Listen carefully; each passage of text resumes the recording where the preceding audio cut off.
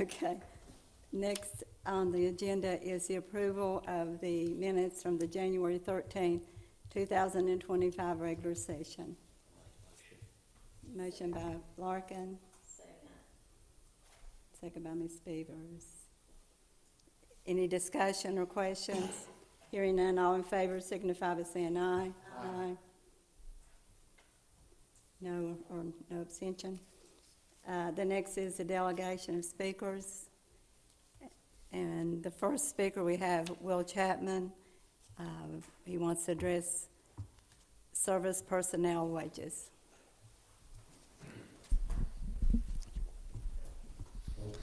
Hi, Madam President. Thank you for your time, board members. I just wanted to swing in and talk for a second. We have been struggling recently, really over a quite large period of time, to be honest, but more recently with the weather. And I'm sure you've had phone calls and complaints and other things too about temperatures in buildings and all that kind of stuff. Some of those have been justly founded. We have had issues. We are on top of them, and we do tackle them as fast as humanly possible with one person and myself. So that was one of the things I wanted to talk to you guys about today. Was we're having an extremely difficult time recruiting people to, especially electricians and HVAC technicians, to recruit people to fill these empty slots that we have, which we have 2 of right now. And I had one gentleman about a month or so ago. We went all the way through the hiring process, and about a week or so before we were going to get him on, he got another job offer, which was about $22, $23 more an hour than we could give him here, even adding years of service. He owned his own business. He was highly qualified for that position for sure. So I've done a ton of research over the past month or so. On generally speaking, we are about $23 to $26 an hour low on entry-level positions. This is not people who have 15 years of service anywhere or 15 years of experience, 20 years of experience. Kids that are coming out of trade schools with electrical certifications, journeyman cards, apprentice cards, apprentice and journeyman HVAC technician licenses. They are starting at a lot of companies in the mid-30s. We have people here who have been here for 10 years who are nowhere near that. So we are really struggling. And a lot of people say, well, you're short, just call contractors in to help. Those are not long-term fixes, and they are extremely expensive options as well, although we do that from time to time, but they are expensive options when it gets to that point. You're looking, if you call a company out of Mercer County or Raleigh County to send a guy or 2 down to help with some problems, you're looking at between $85 and $120 an hour, and you're paying travel time as well. So those are extremely expensive options. So I've talked to several counties, quite a few counties actually, and they all are supplementing different classifications. People who have master's licenses and have advanced trainings, they have systems in place for that. Mercer County is a good example. They lost all of their HVAC people to private industry, and they actually hired one of our old employees back out of private industry back into the school system at a pretty significant pay increase. So everybody is coming up with some type of plan for supplementing those folks' wages, and if we don't follow suit soon, it's going to get worse. Again, I have 1 electrician, 1 HVAC technician. I do have a couple of plumbers that are journeyman type plumbers who are also way underpaid, as according to private industry goes. So we really need to look at that and formulate some type of a plan, or we are going to be facing some serious issues, the potential for some serious issues in the very near future. So thank you for your time. Thank you. Okay, next we have Jonathan Cohn, wants to speak to the board about coaches' pay increase. All right, again, thank you. Thank you for your time hearing me. Coming through? Okay. All right. I've been the middle school, high school, or middle school football coach for 10 years. For the last 9 years, I've been the head coach. And anyway, I compared the coaching salaries to the high school, and I don't think it's fair. As a middle school coach, let's see, when we break it down, high school receives, I believe the head coach receives $6,700 per season, where the middle school coach or the assistant coaches for high school receive $5,500 per season, and the head coach for middle school receives $2,000 per season, where the assistant coach receives only $1,000. When you break it down per game, high school head coach per game is $650, with each assistant coach getting $550, where the middle school head coach is $250, and the middle school assistant coaches are $125. It's been my job to prepare these athletes for high school level of competition. I also believe I've done well with this task, winning 50 out of my 72 games as head coach. We generally don't get the recognition for it, but I do take the job very seriously, and I think it would be fair to reevaluate the pay structure for this job. Thank you for your time. Thank you.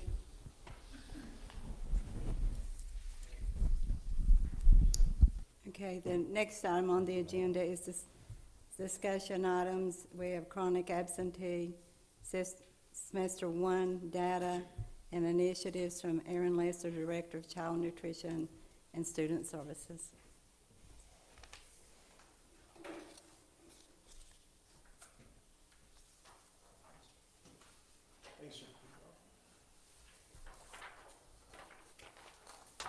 Pretty.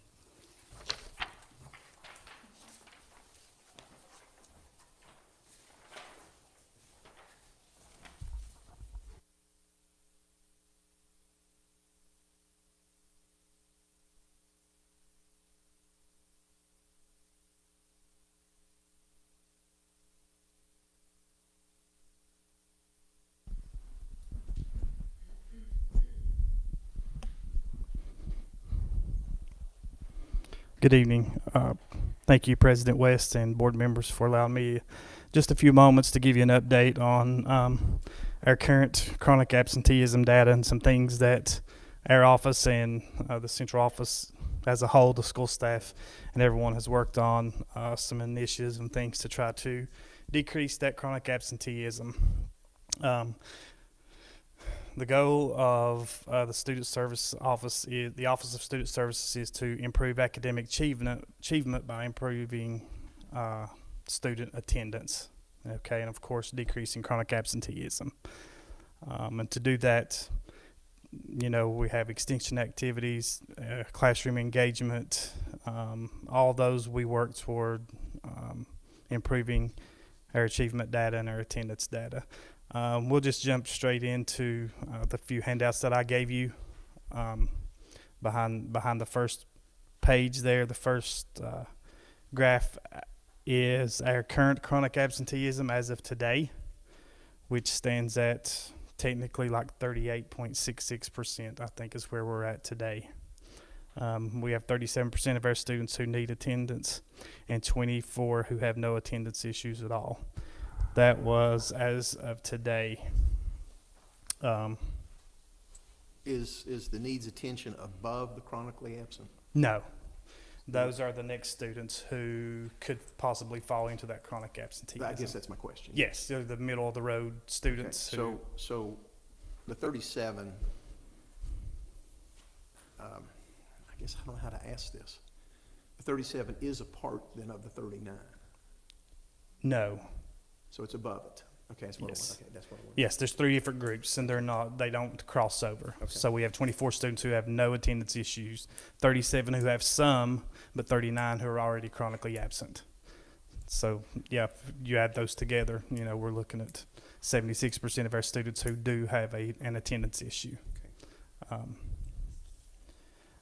The next page is just a graph that breaks it down into grade level. And in the past, Ms. Payton and the team talks about and focuses on pre-K and kindergarten, try to eliminate those bad habits at an early age, which I think they do a great job at, but also we still have issues there. But as you can see, kindergarten in our elementary level is 41% chronically absent. And then when you get to secondary, they're all in the 40% range. So we're working on incentives and initiatives there in the middle school, but that's still a struggle. I'm part of an attendance cohort, which there's 13 counties, and we meet monthly in Beckley or every other month in person and every other month on Zoom or Teams. And that's across the board. That's an issue. Is secondary attendance is an issue. Now, of course, ours is higher than other counties, but they're struggling as well. I just want to give you a snapshot of what each grade level looks like. The next graph there shows you by school where our chronic absenteeism is at for each school level. And again, it's going to correlate with the graph before. Your elementary schools have a lower chronic absenteeism than your secondary schools. Welch is Kimball is the lowest now, which is 28%. Last Thursday or Friday, Welch was at 25%. So, or last week sometime, I'm not sure exactly what day it was. But they stay around that area of 25 to 29% there. I will point out the CTC, of course, is the highest at 55%. So we got some work to do there. And the last one I gave you is just a comparison over the last 5 years of where we stand. As you can see, 2020 was at 32%, and we were at 56, finished last year at 49%, and then currently we stand at 39% chronically absent.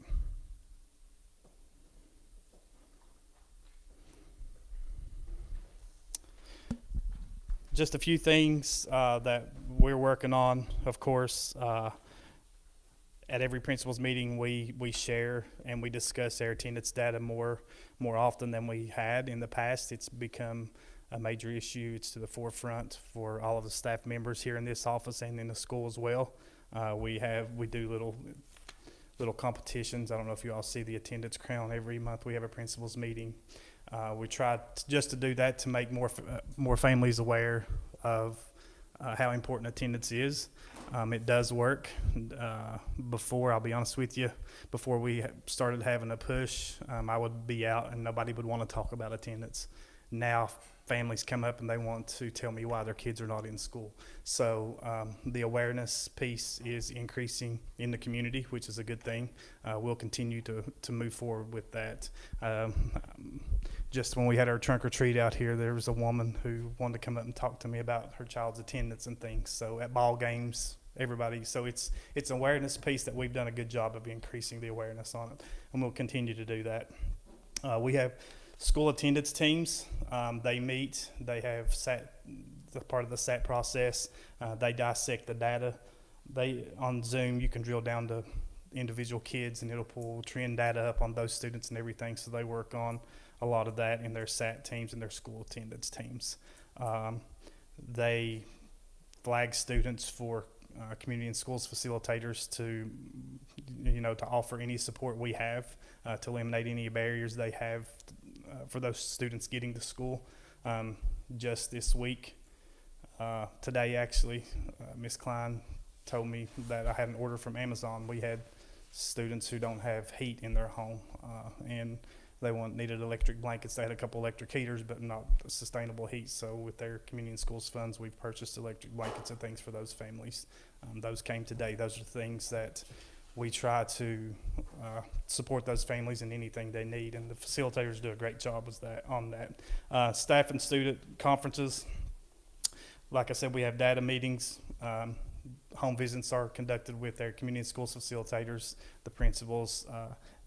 Deputy Pertee has participated in several home visits with either a facilitator or an administrator or something who we don't ever send anybody alone. So they always go in pairs. So he's been a great support in that, and it makes a difference. I mean, I don't want to say we're scaring people or whatever, but when you see a deputy come to your house and just have an attendance meeting, so he's been great in that. We have state conferences. So far, Riverview and a team for the Cofield administration team has attended the state attendance conference. Next week, I have Sandy River who will go. It's the same presentation each time. You just have to take a different school, your school attendance team. And I think we're working as a cohort to try to bring Jessica Sprick here, because at this rate, we have another 6 years before we get all of our schools even through the presentation, and turnover and change and everything will take place by the time everybody's even been through the presentation. So we're working on, as a cohort, to try to bring her closer to the county, maybe not to the county, but partner with Wyoming or Mercer and, get our schools trained faster. But that breaks down the presentation. You go through creating a plan, from what are your issues, what are we going to do about it, and it's each programmatic level, so it's a good presentation. But like I said, Sandy River goes next week. I've mentioned our collaboration with the community and schools facilitators. Again, they do well. They call those students that are on their caseload every day that they're absent. They will call them. Sometimes they get a response, sometimes they don't. But that doesn't stop them from calling and keeping a record of that. So unfortunately, there's times when we have to go the truancy route, and their documentation works well for me. I just asked them to send that to me, and I take that with me. As you see, we have attendance letters on there. I've sent, Katie and I in our office have sent over 200 attendance letters, which means there's 5 or more unexcused absences for those students. That's unexcused. So of course we know chronically absent is any absence, but this is unexcused. We send those letters out, and we've had over 200 already. And it's time for another round, which will probably be another 50 to 100 that'll hit that mark. Once it's sent, they're exempt from the list, so we don't keep sending a letter. They get one letter, but that is in our truancy folder as well. So we have our meaningful contact from the school system. A home visit is done, the attendance letter is sent, and then if all of that doesn't work, and any of the anything that we've tried to implement with the family and support them, if that still doesn't work, then unfortunately we have had to pass some on for truancy. Right now we have 8 that's in court with Magistrate Shelton. 3 of them have been through their second round. A couple of them have made great improvement. One has not. But they go the route of getting a physician to write a chronic illness form. And then when they do that, his hands are tied, their hands are tied. So they still play the game. We just have to do our best to get around it. But we'll keep working and keep plugging away as hard as we can. I know that's not good. That's not what any of us want to see. But just know we're working hard, trying to meet the needs, trying to stress how important it is for our kids to be in school. I also will give you our homeschool numbers. We have 153 students who are actively on homeschool now. So, and that'll change tomorrow, because we have some who bounce back and forth every month. When they're tired of staying home, they want to come to school. When they're tired of coming to school, they want to stay home. So something has to be done. I know this is not our platform, but they should not be allowed to bounce back and forth 2 and 3 times a year, and that's what we're seeing. So, any questions, comments? The tech center, Yes. do these kids go to school, the regular schools? I noticed, we're only 44% at both high schools and 55 at the Vokes. Do they come to the high schools? They do, evidently. I haven't looked at specific students, but they are in the tech center. They're a half a day to the tech center and a half a day to the high school. So it appears that they do attend their regular high school more than they do their tech center. I will say, I'm not making excuses, but in talking to Mr. Jarvis early on, he didn't have an instructor, and a lot of those kids just kindly refused to come until they got an instructor. So his numbers have been high from the beginning. Okay. Second question, they have an hourly number of hours they have to meet to be certified, is that correct? So obviously they realize that they're not getting those hours to be certified. So with the instructor under question, they did have instruction because they had a substitute, so she did the work to get them OSHA certified. So something that did not have to be tied to the shop itself. But the instructor knows that they have to meet certain amount of numbers, especially with seniors. So now we're actually the second semester we are starting a work program. So on a couple of days a week, seniors who actually have mastered certain skills, they will be able to go to a job site instead of going to the shop at the CTC. So we're talking to Mr. Jarvis to make sure that the attendance component is most important, because if we don't come to school, to the high school, we don't show up to get our hours, we're not going to get to the job site. So hopefully that will help them see that they need to show up to school before they can go. And because these kids like to work, they do a lot, like we have them go to the bus garage, they help welding, the mechanics with the welding, and Adam says that the kids want to work, they just cannot, they don't sit down, they just want to do stuff. But we need to make sure we tie that attendance as a condition for them to be able to go to work, go to their job sites. And Mr. Lester and I looked at the practices of putting attendance in. So we have had some questions, we just haven't been to school enough to be able to sit down with Mr. Jarvis and talk to him about how they put the attendance. For example, if a child leaves early, do we mark them absent, or do we set the guidelines how early they can leave and not be penalized? Because for now we're seeing some attendance coding when they leave early. So some of that might be skewed just because of the attendance coding. So Mr. Lester and I have looked through quite a bit of records, and as soon as we have a day, we'll go to Mr. Jarvis and we'll talk to him about. Yeah, I was going to bring that up. Was what we found was whether they left 20 minutes early, they were going in and then marking them absent for that, which would turn into a half-day absence, which is not a half-day absence. So we do have some issues there that we're going to discuss with Mr. Jarvis and the secretary there. I think the main problem that I've heard from the vocational school is that the kids are going, the students are going, and there's no instructor. So they really, I'm not really sure if they're keeping them at Mount View.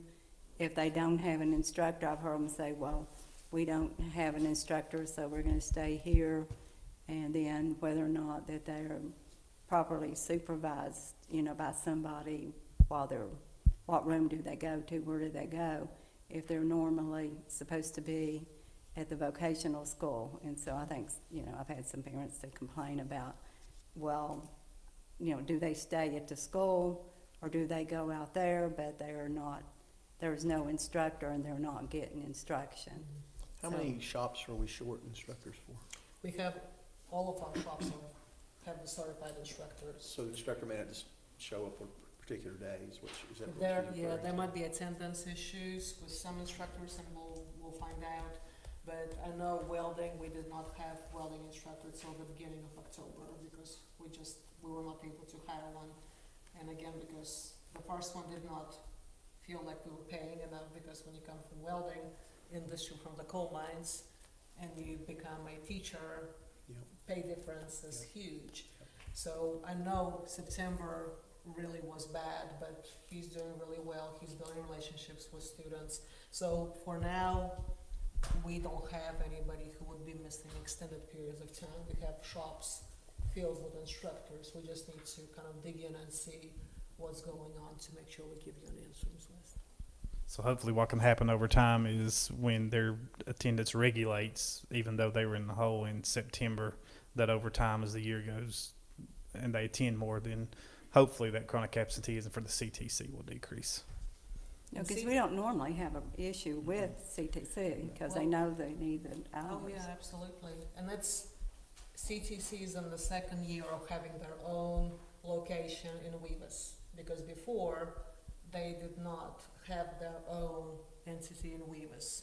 So we would have the kids and instructors on both master schedules at Riverview and Mountview. So Riverview and Mountview would be taking attendance, and then CTC would be sending them their attendance to put in the system.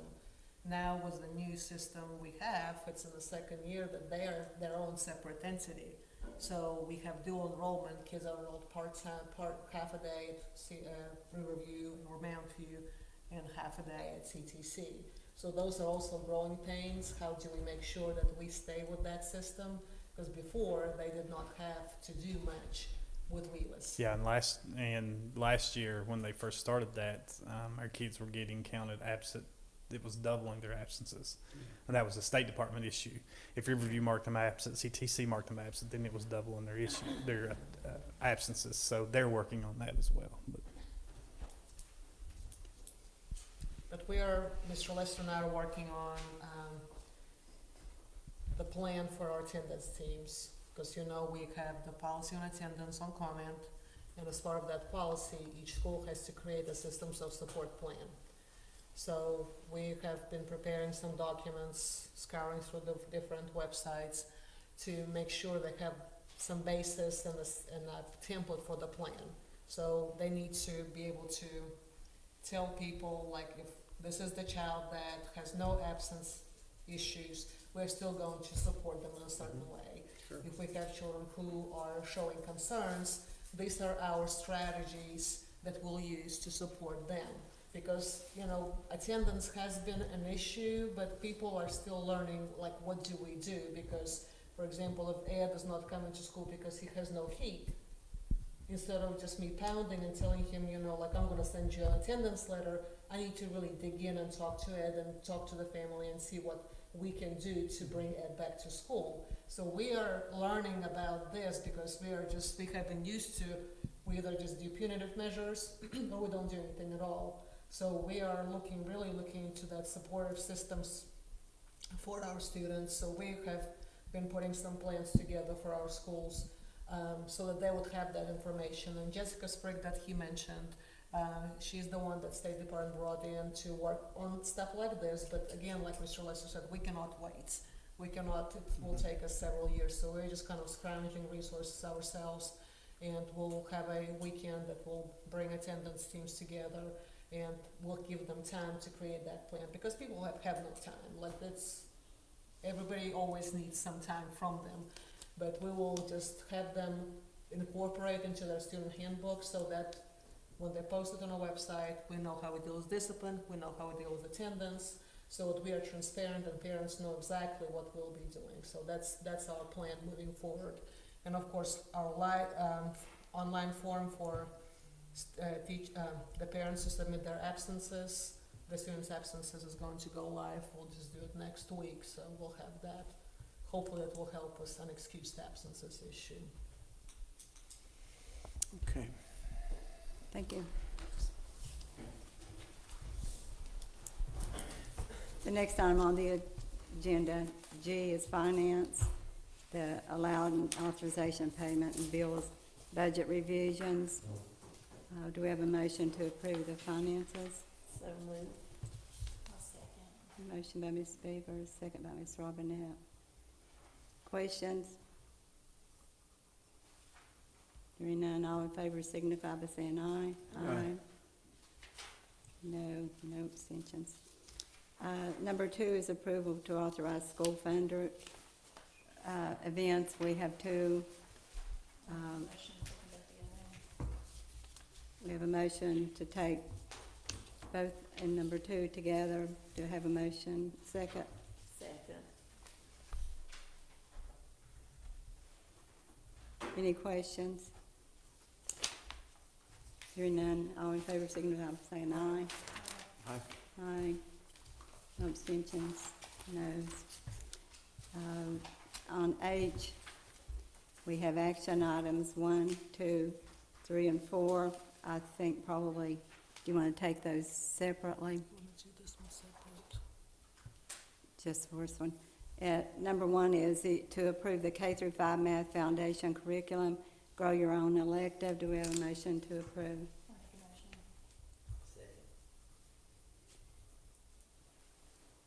Any discussion on that? Hearing none, all in favor signify by saying aye. Aye. Aye. Opposed, no abstentions. Number 2 is approval to place revised policy 8-001, equal opportunity policy statement up for comment. Do we have a motion?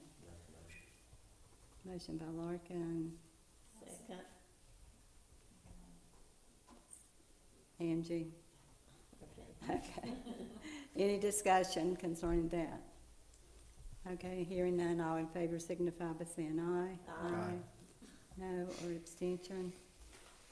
Number 3 is approval to place revised policy 8-041, access to personnel records up for comment. So move. Do you have a motion second?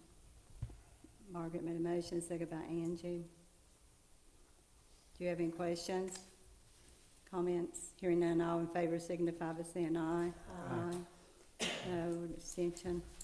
Number 4 is to approve to place revised policy 8-051, service evaluation policy, up for comment. Do we have a motion? So move. Second. Motion by Margaret, second by Angie. Do you have any questions? All in favor signify by saying aye. Aye. No, or abstention. Number 5 is approval of student trip request. This one, I think the others are like ball games, but this one, the Chuck Mathena Center, Princeton, West Virginia Career Technology Center, grades 3 through 12, regional science fair. Do you have a motion to approve? I'll make a motion. Angie, Second. second by Margaret. Any questions? Hearing none, all in favor signify by saying aye. Aye. Aye. No, or an abstention. If we would do, these are basically boys and girls basketball games, 6 through 13. Motion for all together. A motion by Angie to take 6 through 13 all together. Second Second. by Ms. Beavers. All in favor signify by saying aye. Aye.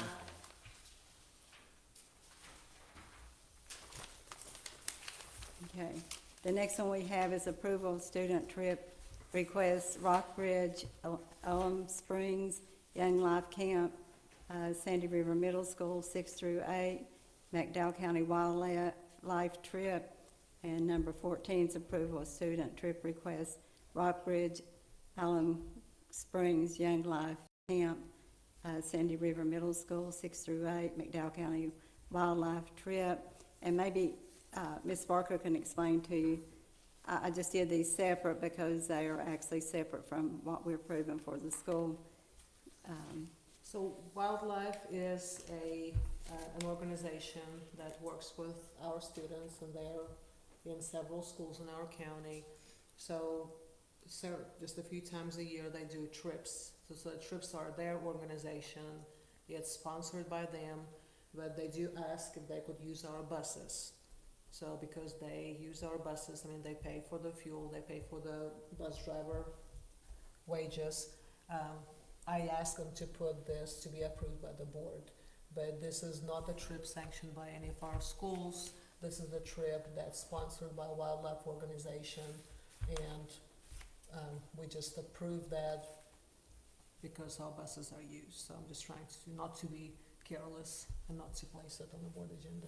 I took a opportunity to look at their website for the camp that they're going to, Rock Ridge, I think it was. And it's a very impressive camp. I did notice, though, that they have a lot of activities that are very rigorous. Say, for example, there's rappelling, there's rock climbing, what's actually a climbing wall, things like that. Do we have to have any kind of sign-off by parents? They do those parent consent forms, but they go to wildlife. But Okay. we can ask them to So we're not submit it as responsible in part any of way, the- shape, or form other than for the bus trip? Mhm. Thank you. I just wanted her to explain that because I'd had some questions about it as well since it was separate from our school and et cetera. So with that was number 14 and 15 that we would take together. Do I have a motion to approve those? So moved. Motion by Margaret, second by Larkin. Any other questions? Hearing none, all in favor signify by saying aye. Aye. No abstentions. The next is the superintendent updates. Madam President, before we do that, we approved to take the trip request, the school trip request as one. Did we actually vote to the trips, or did we vote to take them all as one item? One item. So did we approve the trips then? Well, we can do it. Number 15, approve the student trip, Rockridge, Alum Springs, Young Life Camp, Sandy No, River Middle The School. basketball games, basketball. Oh, the basketball games, we did all those, and then I did the two for 14 and 15. Right, but my question is, we voted to take them together, but did we Yes. actually vote to approve them? Is that a vote of approval, or is that a vote? We just did it together We'll do to them all take, we usually at just do once. it together to put it together. I would just run it as a separate, so just to be sure. Okay, if you want to go back, we can do that. We usually just do them, approve them to do them together, but if you want to do them separate, we can do that. If we go back to, I'll just probably change the motion to taking them up together and approving them all together, so that would probably help Yeah, that, be consistent. okay, because we normally just Yeah, we approve just add that to do them together. That's what it was we were voting on. So do you want to go back and do Let's do this. 6 through 13? Yeah. Make a motion to approve 6 through 13 as we take them together for the student trips. Make a motion. Second. Motion by Angie, second by Ms. Beavers. All in favor to approve the student trips, signify by saying aye. Any abstentions and no noes? Okay. if I could, I just wanted to mention that we want to make sure that the chaperones are where they should be, because in looking at some of the trips, they were one person taking 20 people, it should be 1 to 10, so. Yeah, I have checked with I don't think we the need. Mounties principals.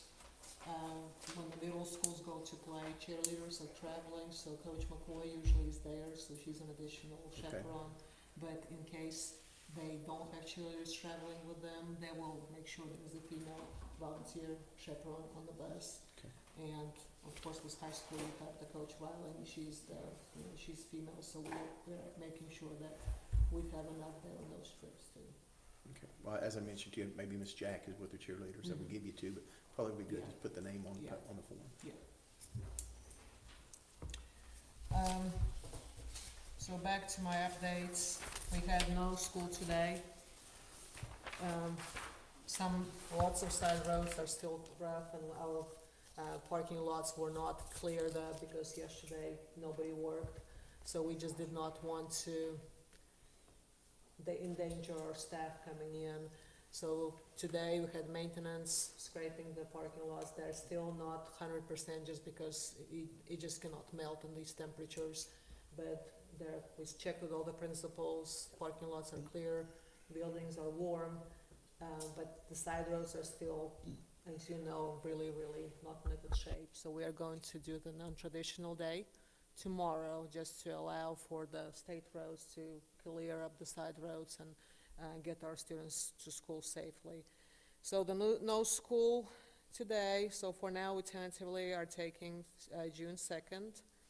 And we have, after tomorrow's NTI day, we'll have 2 more NTI days left. So hopefully this winter will let up, but I don't know. We just keep on trying to make the best out of the situation.